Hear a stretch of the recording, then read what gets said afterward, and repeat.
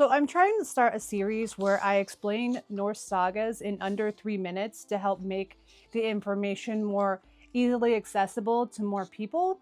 I know a lot of people don't find 400 pages of trolls, farms, and Norse pagan fuckery interesting like I do, so I thought I'd break it down for those who want to know the meat and potatoes of the sagas but don't necessarily want to read the entire thing.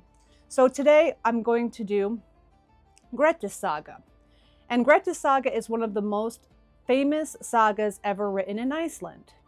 The story follows Grettis, a man born with enormous strength and an equally dangerous temper. Even as a teenager, Grettis was feared for his violence and recklessness. After killing a man during a quarrel, he was sentenced to exile, but exile only made his reputation grow. While abroad, Grettis fought a droger inside a burial mound, killed a massive bear, and defeated 12 berserkers by himself. Stories about him spread quickly, and so did the list of people who wanted him dead. Grettis returned to Iceland, and that's where the saga truly begins. In one valley, a shepherd named Glamur had died under mysterious circumstances. Soon after, people began reporting something wandering the farms at night. Livestock were torn apart, men vanished, and homes were abandoned after sunset. People believed that Glamur had risen again as a droger, and what that is in Norse paganism is like an undead. It's an undead person. You know, they're walking around. For a lack of a better term, zombie, which I hate that, but okay, I digress. We're trying to keep it under 3 minutes. So Grettis volunteered to face it alone. He stayed overnight in the haunted farmhouse while storms slammed against the walls outside. And when the darkness fell, Glamur returned.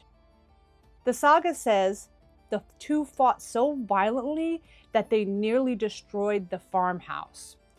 But Grettis finally brought down the droger and cut his head off. The saga says that right before dying, Glamur laid a curse on him.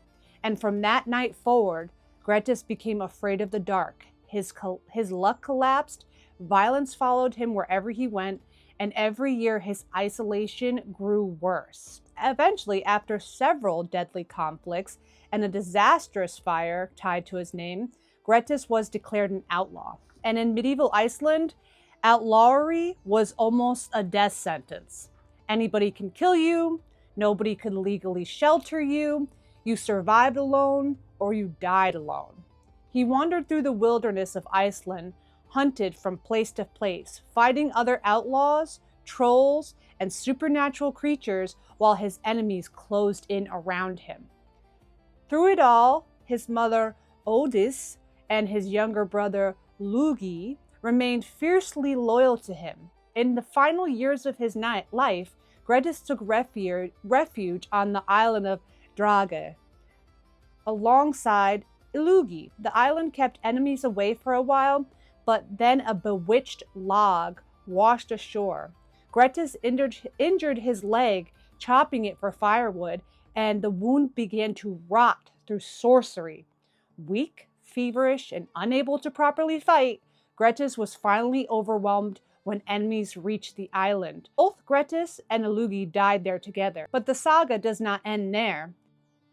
Grettis' half-brother Thorstein traveled all the way to Constantinople, joined the emperor's guard, hunted down the man responsible for Grettis' death, and took revenge with an ancient sword. And that is Grettis Saga. The story is filled with curses, monsters, outlawry, revenge, and one of the most unforgettable figures in Norse literature. I know I hacked some of those names. English is my first and only language, so don't get on me about it. So that is Norse Sagas Explained in under 3 minutes. It is 4 minutes and 57 seconds. Apparently I suck at doing things under 3 minutes, but I really appreciate you guys watching. Give me a like and follow if you're into Norse paganism or you are a Norse pagan. Let's build a community together.